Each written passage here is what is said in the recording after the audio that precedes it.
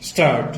The profit and loss account of a company is normally divided into two sections, namely the trading account, which is designed to show the gross profit arising from the purchase and the sale of goods, and the profit and loss account, which shows the final net profit after all expenses of running the business and selling the goods have been deducted. In the case of a manufacturing concern, the trading account is itself divided to show details of the cost of manufacturing the products as well as the gross profit on selling them. The balance sheet sets out the liabilities, assets, and the interests of the proprietors at the close of the accounting period and disclose the financial state of affairs at that date. It must be remembered that the balance sheet is not an account but a statement of the balances in the books. It cannot be said that the balance sheet is a statement of assets and liabilities only because some of the debit balances may not represent assets in the ordinary sense of the word but may take the form of losses not written off, expenses carried forward, etc.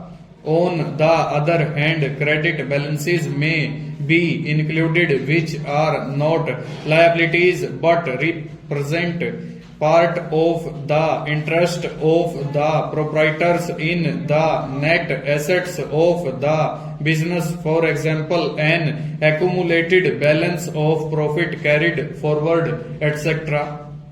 Neither is the balance sheet a statement of values, since the amounts at which certain assets appear in the balance sheet may be remote from their market values at the date on which the balance sheet is drawn up.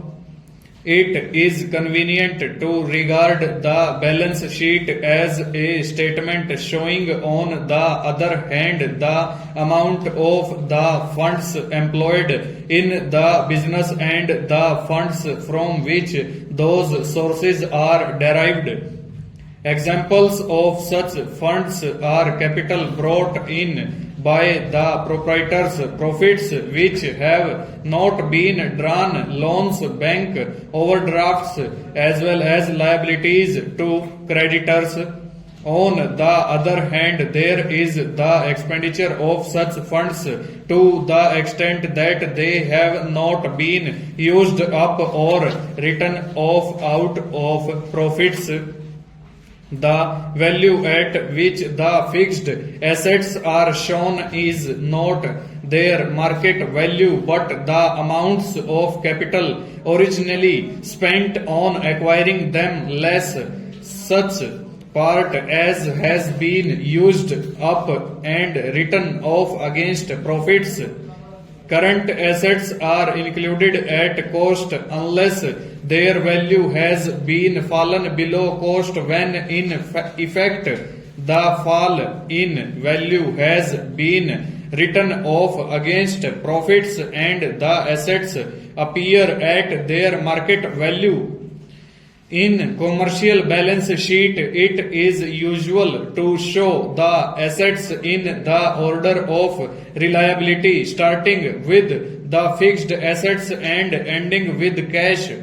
In other cases, such as banks, the reverse order is adopted, whilst in some business, for example insurance companies, a different order is adopted so as to emphasize the liquidity of the company's funds.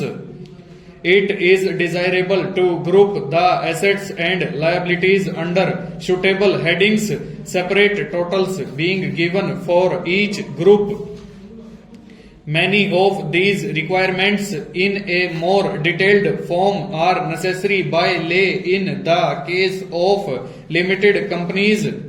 Sole traders and partnerships are under no such legal obligation, but it is desirable for the accounts to give as much information as possible. Full stop. Over.